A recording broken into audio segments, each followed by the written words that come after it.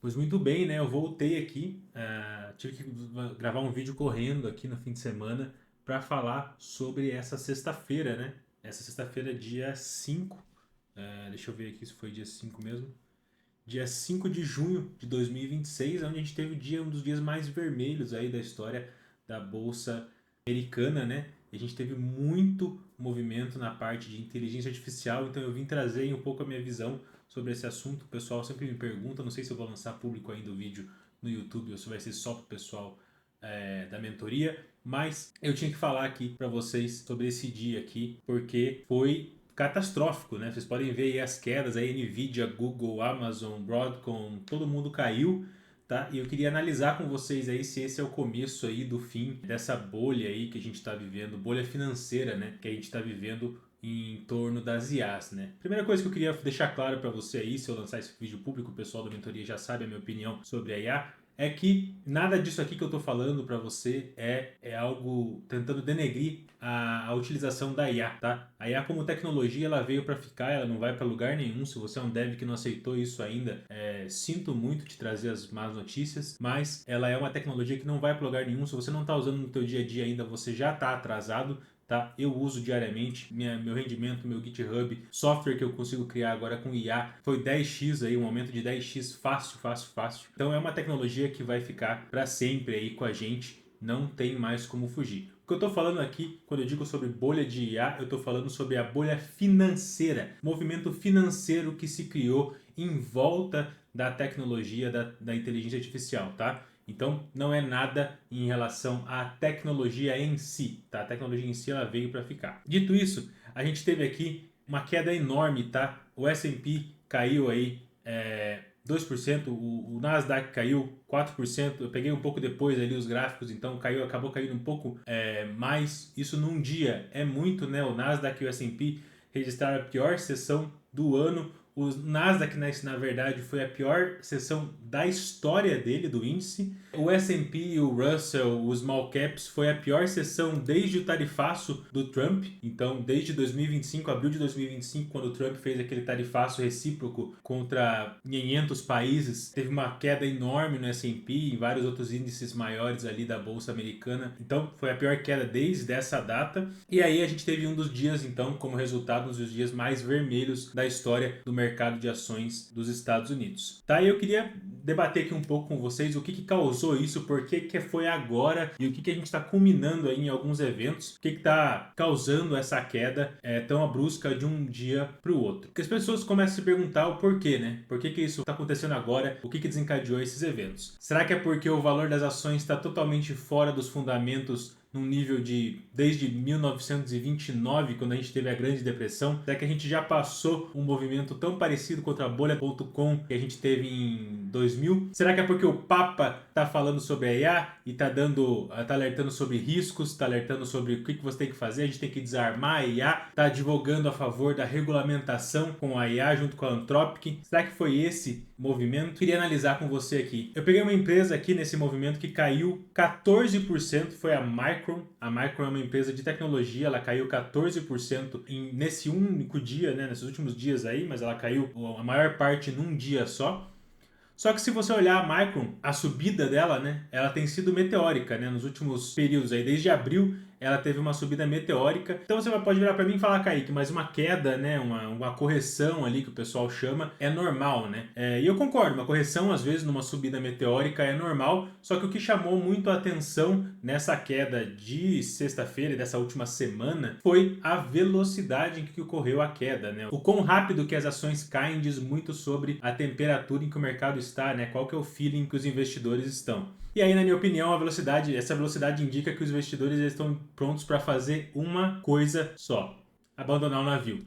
Todo mundo está pertinho dos bots salva-vida, todo mundo está com o mouse em cima do botão de vender. Isso que essa velocidade da queda, né, ou seja, das vendas, né, esse aumento das vendas tão rápido ali das ações indica, tá todo mundo pronto para abandonar o navio. E aí, né, como eu falei, eu acho que tem uns 3 motivos aí que a gente pode analisar que causaram essa queda, né? O primeiro, eu queria falar para vocês de uma empresa em específico aí, de um cenário específico. Quando você olha aí as principais 10 empresas aí por tamanho de de mercado, né? Você geralmente conhece todas elas, né? Você conhece Nvidia, Apple, Google, Microsoft, Amazon, tal. Talvez você não conheça ali a TMC, faz chips, né? E a Broadcom, principalmente também. Essa aqui é muito difícil alguém conhecer. Se você é uma dessas pessoas, né? É interessante você entenda aqui por cima, só que eles vendem várias soluções, tanto de rede, né? Mas nos últimos anos eles se tornaram um dos grandes nomes ali do movimento das IAs, né? Do back-end das IAs, principalmente vendendo semicondutores, chips e o que eles chamam de aceleradores de IAs customizados. Eles trabalham muito ali junto com o Google nos TPUs. Então você assiste o Google I.O. Live, eles falando sobre TPU, é a Broadcom que faz esses TPUs para o Google, não é o Google que faz, o Google projeta esses TPUs e a Broadcom é a empresa que de fato manufatura esses chips em hardware real. E eles divulgaram recentemente os seus resultados do segundo trimestre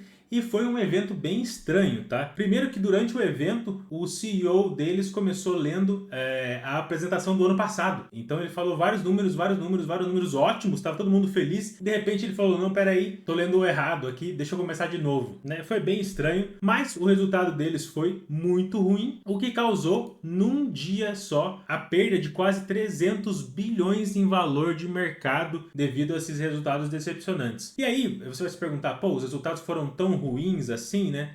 Na verdade não foram ruins, os resultados foram bons, eu li os resultados, foram ok. Só que o mercado estava precificando a Broadcom num valor muito mais alto, num resultado muito melhor do que eles de fato apresentaram. E aí você pensa, pô, 300 bilhões talvez nem seja tanto assim. Você conhece a Salesforce? Você já deve ter trabalhado aí, você que já é programador há muito tempo, você já conhece Salesforce, já integrou com Salesforce. Então, 300 bilhões é o valor da Salesforce vezes 2. Então eles perderam 2 Salesforce em um dia só de valuation.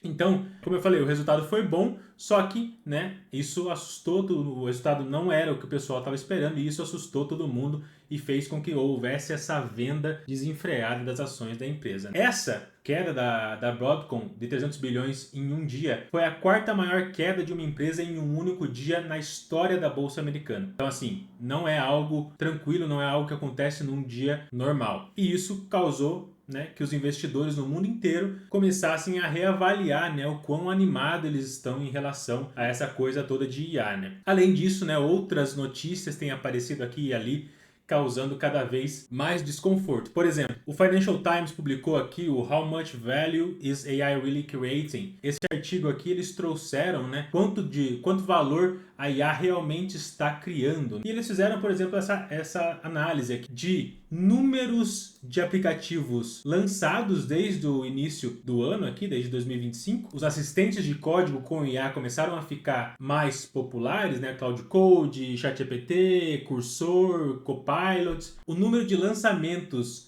de aplicativos ele disparou desenfreadamente, só que o número de aplicativos com uso significante, né, que realmente são utilizados, caiu. O número de app reviews ele aumentou um pouquinho e caiu também. Então, a verdade é que o paper que trouxe esse artigo aqui do Financial Times está analisando é que embora o número de aplicativos lançados subiu, o uso de aplicativos permaneceu o mesmo ou até diminuiu. Ainda se mantém o mesmo uso dos aplicativos que as pessoas utilizavam antes desse boom dos assistentes de IA na programação. Outra coisa que eles analisaram é se o aumento na produção de software auxiliado por IA tinha levado a algum aumento no consumo de software. E eles encontraram poucas evidências disso. O aumento significativo no lançamento de aplicativos móveis no último ano não foi acompanhado por um aumento no número de downloads. Ou seja, a gente tem uma maior oferta, mas a demanda segue as mesmas. As pessoas continuam utilizando a mesma quantidade de aplicativos ou até mesmo os mesmos aplicativos que eles utilizavam. E aí eles fizeram aqui um paralelo com o lançamento do motor elétrico, que levou quase 40 anos, né? Levou várias décadas para o motor elétrico ser realmente integrado nas fábricas depois do seu lançamento, da sua criação. Né? Lógico que a IA não vai levar 40 anos para ser integrada com valor nas empresas, mas que a gente ainda não está vendo de fato fato esse valor total que o mercado está precificando nas ações dessas empresas que estão envolvidas no cenário da inteligência artificial, da tecnologia em si. E aí as pessoas estão começando a se perguntar, né? Cadê o dinheiro que isso tudo tem que gerar para manter essa festa rodando, né? Um ano atrás, o movimento das IAs, né? Toda essa tecnologia, o desenvolvimento da tecnologia, ela tinha como combustível, né, aí os cofres infinitos de dinheiro aí das Big Techs como Google, Facebook, Amazon, enfim. Essas empresas, elas tinham um poder de gastar centenas de bilhões de dólares em CAPEX para desenvolver essas IAs. Só que isso agora está chegando ao fim. A gente está vendo aqui o Google tentar captar fora de casa, fora do seu caixa, 85 bilhões para financiar os seus investimentos em inteligência artificial. A gente está vendo a dívida relacionada a investimentos em IA inundar o mercado de títulos americanos. E isso está sendo tão preocupante que empresas de crédito como a Fidelity está se retirando desse mercado, não está mais liberando crédito para esses projetos de IA. E a gente está vendo empresas como a Meta, né, dona do Facebook, cortando 8 mil empregos para priorizar IA. Agora veja aqui que isso aqui é importante. Eles não estão substituindo os empregos por IA. Eles estão cortando 8 mil empregos para pegar o dinheiro e usar em desenvolvimento de IA. Então não é que a IA aumentou a produtividade deles e eles estão fazendo layoff dessas pessoas porque eles não precisam mais desses funcionários. O que eles precisam é do dinheiro, né, do orçamento que eles tinham para essas pessoas, eles estão pegando para investir em projetos de IA. Então não é uma produtividade gerada pelas IAs. E esse é o primeiro possível motivo para essa queda geral. O frenesi ali depois dos resultados da Broadcom, que o pessoal ficou muito desesperado, perderam 300 bilhões em valor de mercado em um dia, né? E essas grandes empresas de tech parando de utilizar o caixa próprio para financiar os projetos de IA e iniciando movimentos de captação, assumindo dívidas e fazendo até layoffs ali, como no caso da Meta, para pagar a conta da festa da IA que eles estão fazendo. Então esse é o primeiro possível motivo aí para essa queda aí nessa última semana que deixou o mercado bem desesperado. E aí, né, o segundo motivo que a gente tem aqui, né, é que saiu o relatório de empregos criados no mês passado nos Estados Unidos. E o número de empregos criados lá aumentou em 172 mil em maio, né? Isso foi muito acima do esperado, né? O desemprego chegando a 4,3%. Aí você vira para mim e fala, pô, Kaique, mas a gente teve um aumento no número de empregos e a bolsa caiu. Como que isso se relaciona, né? Como é que as ações caem quando a gente tem mais pessoas trabalhando? Isso não é um pouco contraintuitivo? De fato, é. Mas por que que isso acontece? Com o número de empregos criados ali no relatório de empregos aumentando, isso faz com que o Fed, que é o Banco Central lá dos Estados Unidos, que define a taxa de juros dos Estados Unidos, não possa cortar a taxa de juros. E isso, na prática, o que que isso faz? Faz com que emprestar dinheiro fique mais caro. E como a gente tem o mercado dos Estados Unidos muito exposto a empresas como Google, Nvidia, Facebook, Meta, que estão no momento de emprestar dinheiro, se o juros está alto, vai custar mais para essas empresas emprestarem dinheiro para financiar os seus projetos de IA. E aí, claro, um ponto que vale a pena você destacar é que esse aumento foi principalmente na parte de entretenimento relativo à Copa do Mundo, né? Então esse movimento ele pode voltar a baixar esse número de emprego. Eles também sempre revisam esse relatório alguns meses depois e é sempre um número menor do que eles realmente divulgam, mas esses empregos são todos relacionados principalmente à Copa do Mundo, né? Hotelaria, esse tipo de coisa. Então esses números podem voltar a baixar e aí talvez um corte na taxa de juros possa acontecer. Mas nos próximos meses, ali a gente está no segundo relatório positivo já, então nos próximos meses a gente não vai ver provavelmente um corte na taxa de juros, o que vai fazer com que essas empresas tenham mais dificuldade para emprestar dinheiro para financiar seus projetos de IA. E aí o terceiro motivo, né, e o mais interessante na verdade, é ele para mim e para você que não é um bilionário também, é uma ótima notícia, né? O S&P ele fez um movimento que ninguém estava esperando. Só para você entender, esses índices de ações da Bolsa Americana, eles têm algumas regras para que a sua ação possa entrar neles, né? Então, eles têm regras como tempo mínimo de IPO, ou seja, só pode entrar depois de um tempo desde o lançamento da ação. A ação tem que ser lucrativa por tantos trimestres para poder entrar no índice e outras regras também. Só que a gente tem mais à frente, chegando aí, um IPO que está fazendo com que o mercado se movimente de uma maneira muito estranha, que é o IPO da SpaceX, a empresa de foguetes que recentemente comprou o xAI, que é aquela empresa de inteligência artificial também, e junto veio o Twitter no pacote ali. Então a SpaceX, que era uma empresa que tinha só o Starlink, os foguetes, agora tem os foguetes, né, o negócio de foguetes, a Starlink, que dá dinheiro, e o Twitter e o xAI. A SpaceX, por si só, ela é uma boa empresa. Ela é uma empresa de risco, né? Uma tecnologia nova, só que ela é uma boa empresa. O Starlink, o negócio do Starlink dá dinheiro, ele dava dinheiro suficiente para manter o negócio de foguetes funcionando, né? O lançamento de foguetes, o desenvolvimento de foguetes funcionando, mas depois que eles acoplaram o X.com, né, o Twitter, e o xAI, que são ralos de dinheiro, isso a Starlink ela não consegue gerar caixa suficiente para manter esses negócios funcionando, e eles estão tentando desovar agora esse pacotão na galera, junto com o negócio de foguetes que era a SpaceX, né? Agora virou esse pacote todo de coisas aí. E aí os índices eles estavam abrindo algumas exceções para que essas ações da SpaceX pudessem ser incorporadas dentro deles, né? Por exemplo, o S&P precisa que você tivesse pelo menos um ano de IPO para poder a ação ser incorporada dentro do índice. Eles iam remover essa regra. Eles têm a regra de lucratividade, a empresa tem que ter lucro lá por tanto tempo. Eles iam remover essa regra, porque a SpaceX não dá lucro, então ela não poderia entrar no S&P simplesmente por esse motivo. Mas estava rolando todo um lobby para que esses índices fizessem uma exceção. Só que qual que é o problema? Milhões de pessoas investem nesses índices confiando que esses índices vão fazer boas escolhas na hora de alocar os recursos.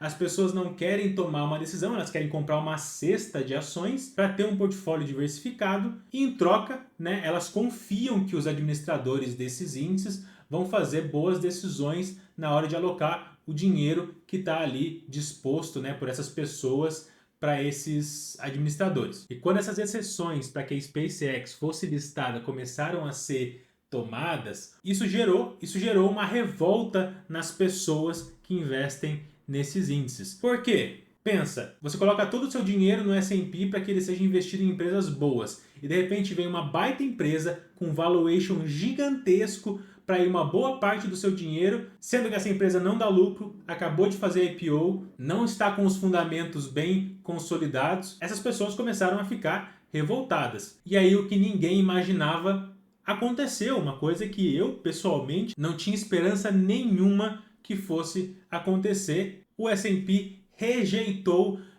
flexibilizar as regras para a SpaceX e ela vai ter que sim aguardar um ano para entrar no índice. E mais, isso aconteceu também para a Anthropic, que é a criadora do Cloud que você utiliza aí, que também vai fazer IPO na sequência. Isso também provavelmente vai se aplicar a OpenAI, do ChatGPT e todas as próximas empresas aí que vão fazer. Ou seja, eles decidiram, depois do pessoal reclamar, que eles não iam fazer essa flexibilização para a SpaceX entrar. Isso para as pessoas, para os idosos, para os aposentados, para as pessoas que poupam seu dinheiro no índice do S&P. Isso é ótimo, só que isso gerou um pânico geral na SpaceX, na Anthropic, na OpenAI, que estavam contando com esse boost ali, né? Com esse boost artificial que eles receberiam automaticamente sendo listados nesses índices com valuation trilionário, né? Vale pontuar que até agora só o S&P negou a flexibilização. O Nasdaq diminuiu para 15 dias de IPO para a SpaceX entrar nele, e o Russell, que também é um outro índice, diminuiu para 5 dias. Então alguns outros índices ainda estão fazendo essas exceções para o IPO da SpaceX, mas o S&P, que é o principal, acabou negando. E aí agora, sem esse investimento automático do índice do S&P direto na SpaceX, quase que no dia do lançamento do IPO, as pessoas começaram a repensar esse valuation enorme da SpaceX, que está aí previsto para ser lançado a 1,7 trilhões de dólares, um dos maiores IPOs, se não o maior, salvo engano, da história. Porque qual que é o racional por trás disso? Se as pessoas não vão automaticamente comprar essas ações através de índices como o S&P, será que elas vão realmente comprar essas ações com esse preço orbital aí, esse preço tão alto, tão inflado no IPO? Ou será que esse IPO ele vai acabar sendo um fracasso? E aí isso começou a se refletir. A gente tem um contrato sintético que negocia ali pré-IPO o preço da SpaceX. A gente teve uma queda gigantesca ali depois dessa notícia que o S&P não ia flexibilizar as regras para que eles pudessem ser listados. E aí surge uma necessidade de fazer com que a empresa ela fique mais atrativa para os acionistas. E aí a gente começa a ver vários truques surgindo no mercado que, se você não tiver um olho mais experiente, não ficar mais esperto, você acaba caindo. Por exemplo, o Google instantaneamente ali quase anunciou que eles fecharam um acordo mensal de 920 milhões de dólares com a SpaceX, né? Então eles alugaram supercomputadores da SpaceX, do AI, né? Por quase $1 bilhão mensais. E aí você pensa, pô, Kaique, mas isso é uma notícia boa para a empresa, né? Até você entender, o Google, na verdade, ele tem uma participação na SpaceX e estava previsto que ele ia levar 100 bilhões de lucro com o investimento que eles tinham na SpaceX se o valuation atual for mantido. Então, na verdade, eles criaram um contrato de 1 bilhão mensal para fazer os números da SpaceX parecerem um pouco melhores, quando na verdade eles, se o IPO for muito bem, está previsto que eles vão ganhar 100 bilhões de dólares só de lucro com o investimento que eles fizeram na SpaceX. Então é uma forma de tentar maquiar os resultados da empresa pré-IPO para fazer com que o negócio se torne mais atrativo para os acionistas e o valuation seja mantido. E aí por que eu digo que isso é um truque? Porque se você olhar direto no anúncio da SpaceX e você olhar bem pequenininho lá no final, literalmente na penúltima linha, está escrito que depois de dezembro desse ano, qualquer uma das partes, tanto a SpaceX quanto o Google, pode encerrar esse acordo com um aviso de 90 dias. Ou seja, esse acordo, o Google vai ter que pagar aí no máximo aí uns 10 bilhões de dólares se eles levarem até o final do acordo, né? Porque em dezembro eles podem anunciar que cancelaram, fica mais 3 meses, fica até o mês 3 do ano que vem, e o Google pode encerrar e parar de pagar esse 1 bilhão mensal para a SpaceX. Então veja que existe um esforço coordenado para fazer com que a empresa pareça mais atrativa, porque existe esse medo, né, que se o IPO da SpaceX falhar, existe o risco de todo esse frenesi em torno das IAs cair junto. E aí, já no assunto do IPO da SpaceX, a gente estima que hoje o mercado ele tem um apetite suficiente para pelo menos 2 IPOs desse tamanho aí que essas empresas estão tentando lançar, né, na casa dos trilhões de dólares, né, trilhões com T. E esses IPOs já estão meio que enfileirados, né? O primeiro vai ser o da SpaceX, a Anthropic está vindo correndo atrás para tentar pegar o trem, e por último, atrasada para a festa, está chegando a OpenAI, que é a criadora do ChatGPT. Só que você precisa entender que se o IPO da SpaceX falhar ou for mal, a gente vai ter muito menos interesse no IPO da Anthropic e o interesse no IPO da OpenAI vai praticamente evaporar, porque a gente já vai ter 2 empresas aí no mercado levando todo o dinheiro das pessoas que vão estar interessadas em investir em tecnologias de inteligência artificial. E aí isso causou um outro problema. A OpenAI, que é uma empresa que está sempre meses de distância da falência, eles acima de qualquer um dos 3, acima da SpaceX, acima da Anthropic, eles precisam de um IPO para fazer o financiamento da operação deles, né? Porque eles já fizeram de tudo. Eles já fizeram um investimento, eles já pegaram dívida, eles já fizeram literalmente de tudo. Então eles estão ficando sem tempo para continuar financiando a operação. Então a gente acaba caindo nesse outro cenário de que, se a SpaceX for mal, ela ainda consegue tancar esse IPO ruim. Mas se esse for o cenário, as chances da OpenAI sobreviver são muito pequenas. E aí você vira para mim e fala, Kaique, então quer dizer que o ChatGPT vai acabar? Talvez sim, talvez não. Mas o nosso amigo Sam Altman lá, CEO da OpenAI, não vai ficar esperando para descobrir. Ele já correu para a Casa Branca falar com o nosso querido amigo Trump e está tentando vender uma parte da empresa para o governo americano. O governo Trump está discutindo com a OpenAI uma possível participação governamental na startup, para fazer um movimento parecido com o que eles fizeram com a Intel, né? Que eles compraram uma participação da empresa para impedir que a empresa degringolasse, né? Então aí o governo Trump ele pode adquirir uma participação acionária na OpenAI. E esse é o sinal total de desespero, né, do Sam Altman em busca de uma boia salva-vida aí para a empresa dele, né? Um sinal de fraqueza, né? Porque eles gastam bilhões de dólares por mês e eles não têm outra saída, né? E aí você pode estar se perguntando, mas na verdade o Trump está animado com a notícia, então talvez até aconteça e a empresa seja salva sendo comprada aí uma participação, né, pelo governo americano. Boa, tudo isso para dizer que cada vez mais a gente está tendo mais histórias negativas do que histórias positivas em torno dos negócios de inteligência artificial. Né? As pessoas estão começando a se perguntar onde é que está o valor, né? Onde é que está o dinheiro para continuar fazendo essa festa rolar. De novo, eu repito, a tecnologia ela existe, ela é revolucionária, ela veio para ficar. Só que pode acontecer como o motor elétrico, como o Financial Times fez a comparação, pode acontecer como a internet nos anos 2000, ou seja, demorar algum tempo a mais para que o valor da tecnologia seja sentido no mercado. E aí isso leva as pessoas a se perguntarem se talvez essas empresas com valuations trilionários não estão infladas, né, para o momento da tecnologia. Acho que eu consegui trazer para você um pouco da minha visão aí desses 3 motivos aí que podem estar levando o mercado a se autoajustar. Mas a verdade aí, o que eu quero reforçar para você, eu gosto muito do Ray Dalio e ele trouxe isso num artigo recente, é que a bolha da IA está prestes a estourar, mas a tecnologia em si sobreviverá. Então você como dev aí, seja meu aluno, seja alguém que está me assistindo no YouTube aí, você precisa se adaptar, precisa continuar estudando, precisa adicionar isso no seu workflow diário, porque a tecnologia ela vai sobreviver. A bolha que a gente está falando aqui ela é financeira, coisa de mercado, ela é uma coisa de investimento. A tecnologia da IA ela é uma coisa totalmente separada e para você que é dev, ela já veio e ela vai ficar nas nossas vidas. Então me diz aí o que você achou dessa análise, comenta aqui embaixo se eu lancei isso no YouTube, comenta aqui embaixo, se não, comenta aí na comunidade, porque eu queria trazer para vocês um pouco da minha visão, eu me atualizo muito das notícias, eu li muito sobre as notícias e eu queria deixar registrado aqui para vocês o que eu acho que pode ser aí o início de um movimento contrário aí na parte financeira do movimento da inteligência artificial. Vai gravar um vídeo só para poder voltar depois e falar eu avisei. É,